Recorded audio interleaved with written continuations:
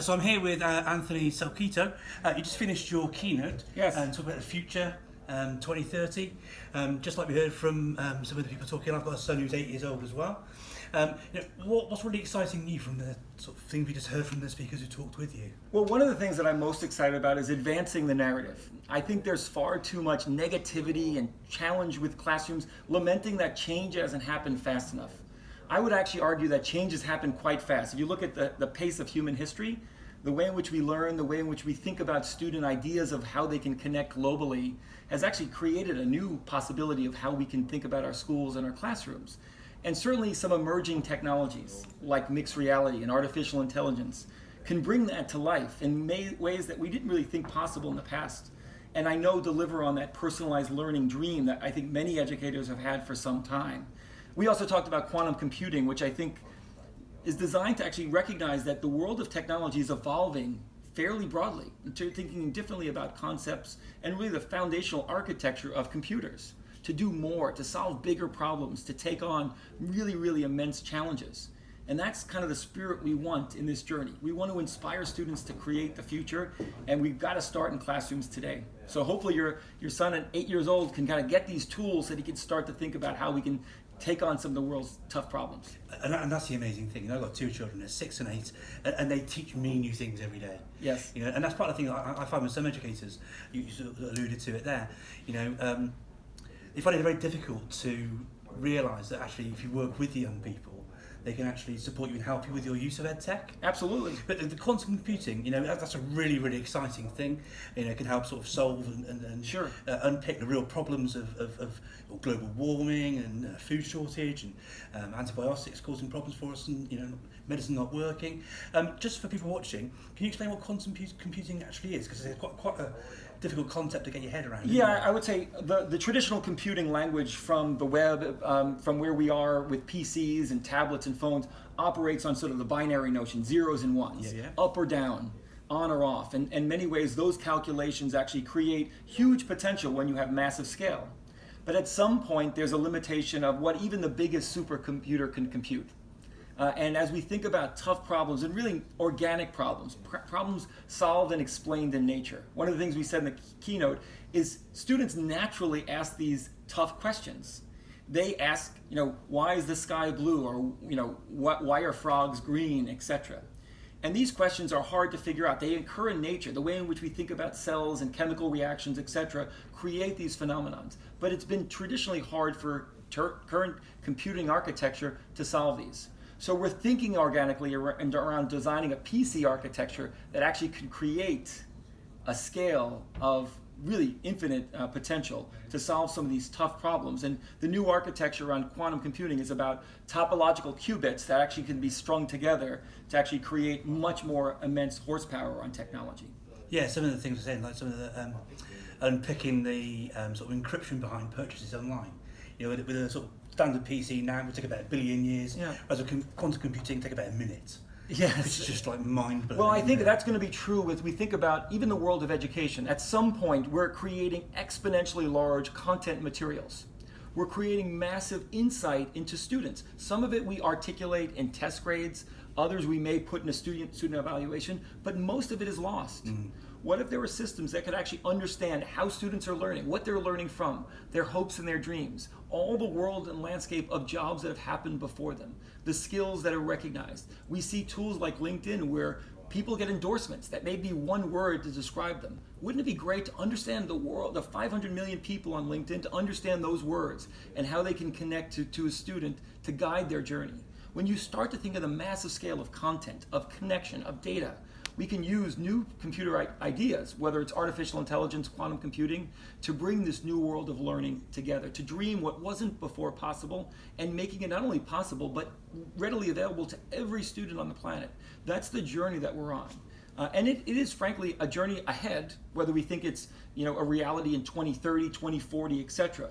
But in the span of our learning life, the way in which the world of education and classrooms has existed for some time, it's relatively brief. So what we want to do is harness the educators that we have in classrooms today to recognize that they're at the center of this. One of the things that with all these advancements in technology we've not forgotten and get reminded of every day is that the power of change starts with the educator. It starts with the teacher in the classroom. And all these technologies options, all the power of data and artificial intelligence and machine learning actually enhance the role of a teacher. The teacher's landscape of learning possibilities expands. Their ability to leverage learning in and out of the classroom grows. And their way in which to use tools and resources and insight to actually help every student maximize their potential is really at hand. And that's what we're excited about at Microsoft, because I think it's going to fundamentally help drive learning outcomes to help all students. Yeah, the research was fed back to us during the keynote, and Absolutely. was really, really impactful. And what you're trying to do, do you want to explain more about what you're trying to do with learner data to try and inform those things that teachers will do in the classroom? Yeah, I think it starts with just listening. Listening from students and teachers and certainly school leaders to get their perspective on the pace of change, what they're caring about, etc. And I think it helps to understand that dynamic, and also the mindset. Understanding student mindsets, how they see themselves in their world, how do they think about their connection globally, their place in the workforce. These are important elements that actually should be part of our thinking in education. We don't want to just build tools and technologies without listening and learning. But we also want to make sure that we're preparing for the ideas that kids in classrooms today, very young students, are going to have as they enter the workplace in 2030. As students in kindergarten today will enter a workplace, that workplace likely will change, and maybe change again over the span of their education history. So we've got to be learning about that and helping technology prepare them with the skills that they're going to need to maximize their talents when they enter the workplace, to create jobs, to solve problems, to grow economies, to make the world a better place. You alluded to it a moment ago, and it's something I see quite a bit as a teacher from secondary, sort of older age students. But having young children myself, I know how children of sort of 5, 6, 7, 8, 9, they're full of curiosity all Absolutely. the time. But sometimes, by the time the children reach sort of secondary school age, that curiosity kind of goes.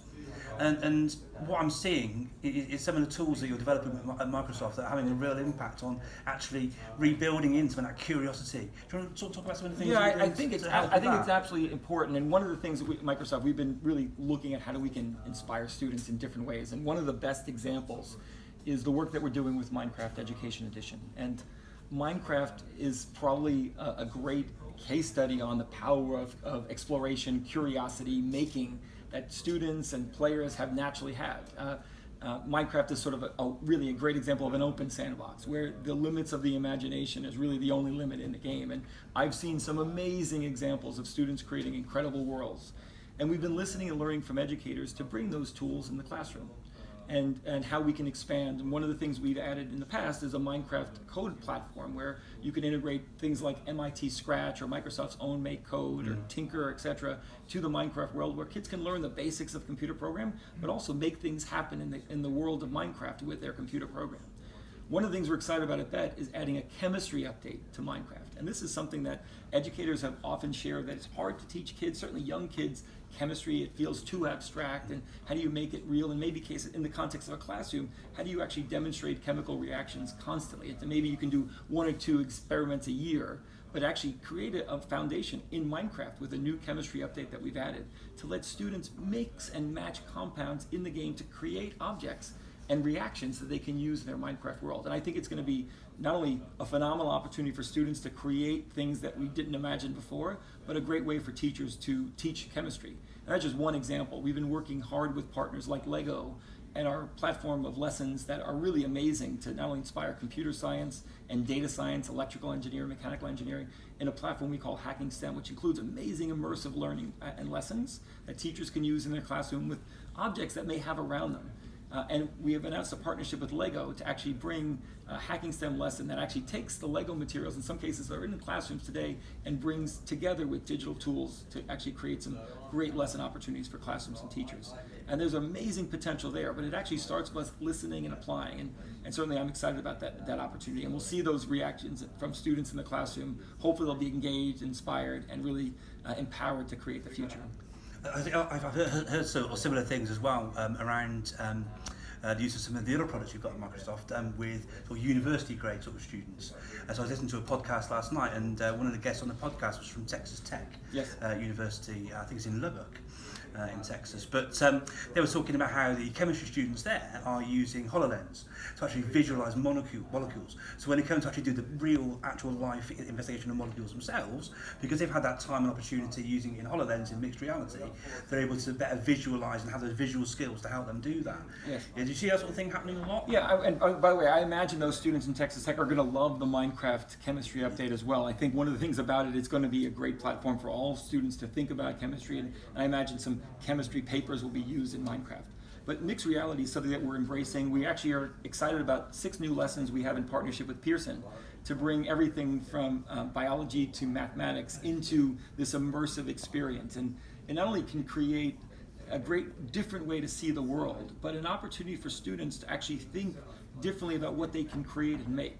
One of the examples I shared is an example from RMIT, a university in Australia, who's actually using augmented reality to design buildings that were never before possible because it was never easy to articulate to a builder how to build these 3-dimensional buildings. But now with an augmented tool, a student can design, but a builder can use that same tool to actually build on the ground, on a plant site, etc. So these new technologies not only create new immersive opportunities, but I think create new worlds of opportunities for students to make things, to solve problems in new ways. I'm excited about that for sure.